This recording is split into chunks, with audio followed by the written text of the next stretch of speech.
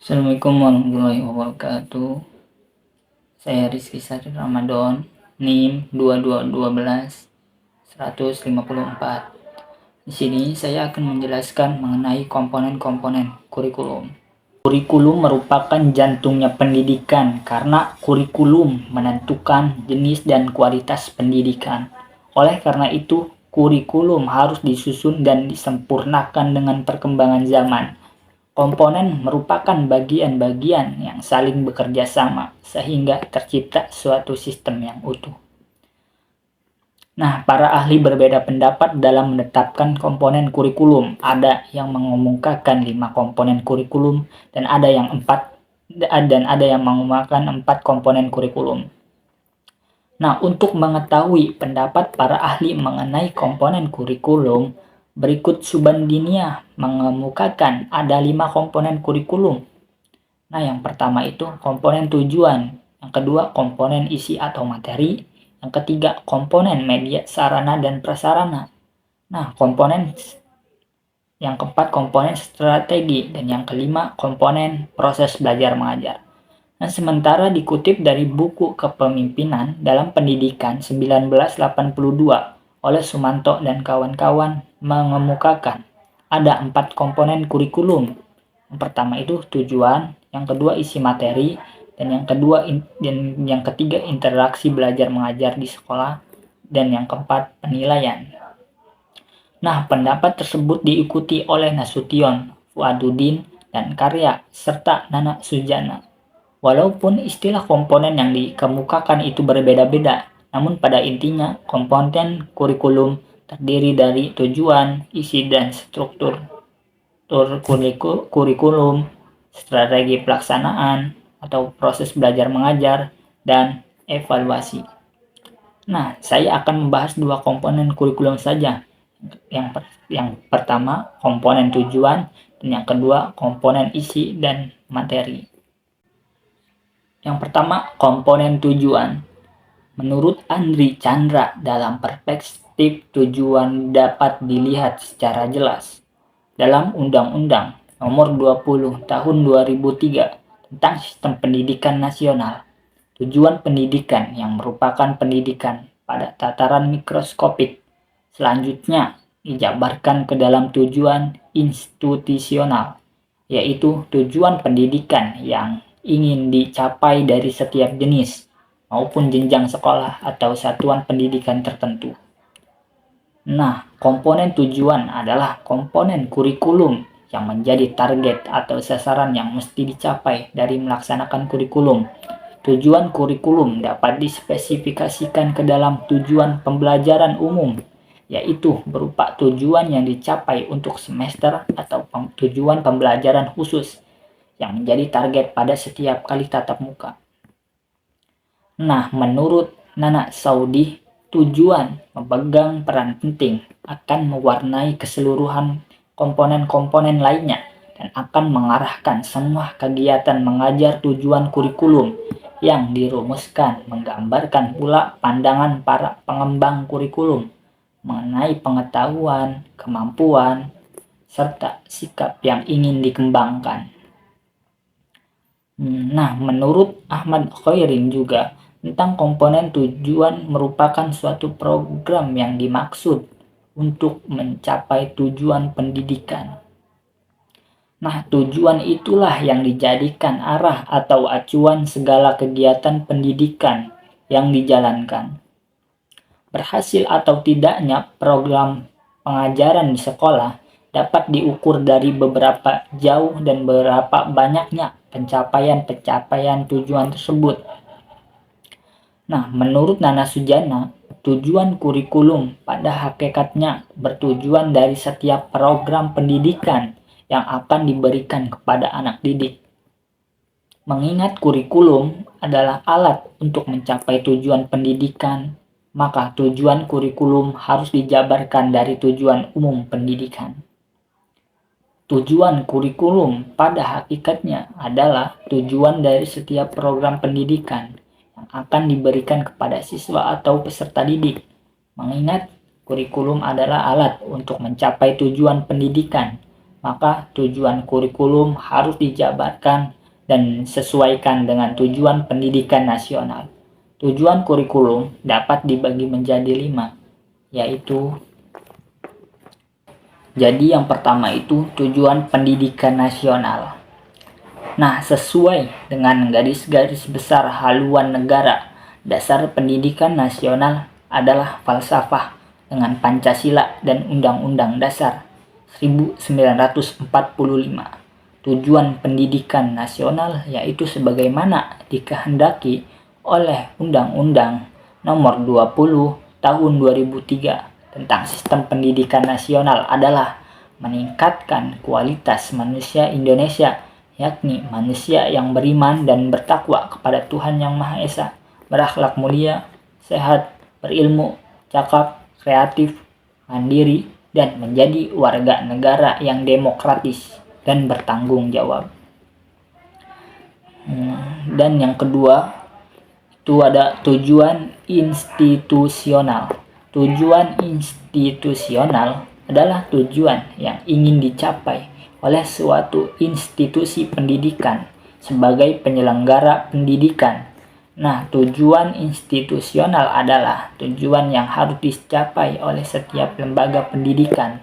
Tujuan institusional merupakan tujuan antara untuk mencapai tujuan umum yang dirumuskan berupa kompetensi lulusan setiap jenjang pendidikan, pendidikan dasar, pendidikan menengah, kejuruan, dan pendidikan tinggi. Nah, selanjutnya yang ketiga, tujuan kurikuler. Tujuan kurikuler adalah tujuan yang hendak dicapai oleh suatu program studi, bidang studi, atau mata pelajaran yang disusun mengacu atau berdasarkan tujuan institusional dan tujuan pendidikan nasional, atau dapat didefinisikan sebagai kualifikasi yang harus dimiliki siswa setelah mereka menyelesaikan suatu bidang studi tertentu dalam suatu lembaga pendidikan.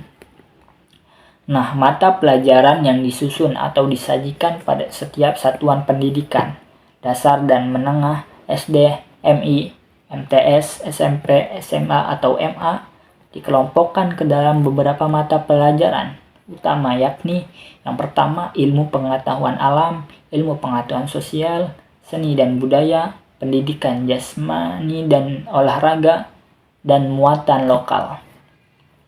Nah, dari setiap mata pelajaran sebagaimana disebutkan di atas, tentunya memiliki karakteristik dan tujuan tersendiri dan berbeda dengan tujuan yang hendak dicapai oleh mata ajaran yang lainnya. Tujuan mata ajaran merupakan penjabaran dari tujuan kurikulum dalam rangka mencapai tujuan pendidikan nasional.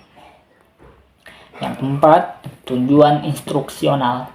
Tujuan instruksional merupakan suatu tujuan pendidikan yang sesuai dengan pokok bahasaan, materi, dan bidang studi. Tujuan instruksional adalah tujuan paling rendah tingkatannya sebab yang langsung berhubungan dengan anak didik. Tujuan instruksional berkenaan dengan tujuan setiap pertemuan. Artinya, kemampuan-kemampuan yang diharapkan dimiliki siswa setelah ia menyelesaikan pengalaman belajar suatu pertemuan. Nah, tujuan instruksional dibedakan ke dalam dua jenis, yakni tujuan instruksional umum atau TIU dan tujuan instruksional khusus atau TIK. Perbedaan TIU dan TIK terdapat dalam hal perumusannya. TIU dirumuskan dengan kata-kata tingkah laku yang bersifat umum, sedangkan TIK menggunakan kata-kata tingkah laku yang bersifat khusus. Artinya dapat diukur setelah pelajaran itu selesai. Dan yang terakhir, tujuan pembelajaran. Tujuan pembelajaran merupakan kemampuan yang harus dimiliki oleh anak didik setelah mereka mempelajari bahasan tertentu dalam bidang studi tertentu dalam satu kali pertemuan. Tujuan pembelajaran merupakan tujuan pendidikan yang lebih operasional yang hendak dicapai dari setiap kegiatan pembelajaran dari setiap mata pelajaran. Sementara itu, tujuan pendidikan merupakan landasan bagi pemilihan materi serta strategi penyampaian materi tersebut. Dan komponen yang kedua, komponen isi atau materi. Nah, setelah rumusan tujuan direncanakan dan didokumenkan, maka komponen kedua yang harus dirumuskan adalah isi materi sebagai bahan ajar. Konten atau isi materi yang dituliskan pada kurikulum menempati posisi yang penting dan turut menentukan kualitas hasil pendidikan. Saylor dan Alexander Zais 1976 mengemukakan bahwa isi atau materi kurikulum itu ruang lingkup kajiannya membahas tentang fakta-fakta observasi, data, persepsi, penginderaan, pemecahan masalah yang berasal dari pemikiran manusia. Itu semua terakumulasi dalam bentuk gagasan atau ide, konsep, generalisasi, prinsip-prinsip, dan pemecahan masalah. Selain itu, Himan Jais 1976 berpendapat bahwa isi yang menjadi konten kurikulum terbagi atas 3 elemen. Yang pertama, mengandung pengetahuan, baik terkait dengan fakta, prinsip, maupun definisi. Yang kedua, keterampilan dan proses ruang lingkupnya meliputi kalistung, atau membaca, menulis, dan menghitung. Hasil dari proses tersebut adalah keterampilan berpikir kreatif dan kritis, maupun melakukan pengambilan keputusan dan mampu melakukan komunikasi. Ketiga adalah nilai atau values.